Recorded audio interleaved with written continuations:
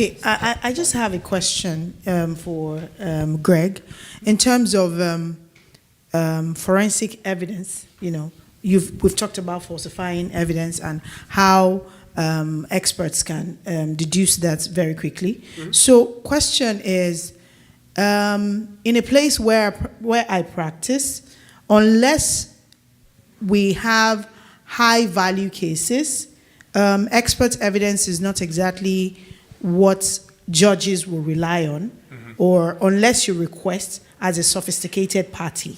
Now, if what Ugo has mentioned happens to Ugo, and Ugo has to be out of pocket by a few dollars to defend himself, how can your technology, or solution assist Ugo, who has just a few dollars, my friend?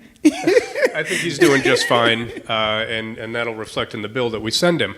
But it's a math equation. You look at how much is this worth, and then it's table stakes. You have to either duck or you run. And if you're going to fight it, yeah, forensic experts, they charge a pretty penny, but it pales in comparison to losing the case. I'll give you a very tangible example from my world, not with a particular piece of evidence, but how do we manage the entire portfolio of evidence. I tend to boil what I do down to this. We take a lot of data that doesn't matter, and we find the small amount of data that does within it. I often say, investigations discovery is like looking for needles in a haystack. So the first thing that you have to do is, we don't care about the hay. We care about the needles in that haystack, right?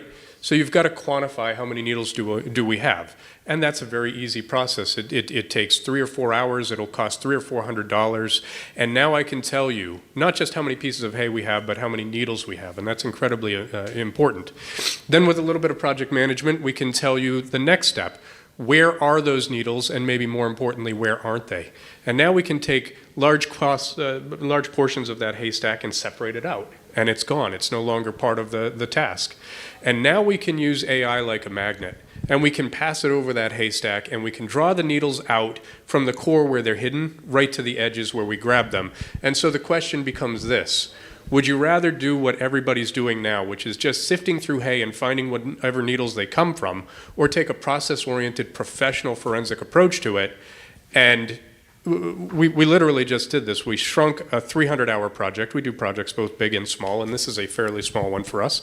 What would have taken 300 hours could be done in 150 hours by the process I just mentioned.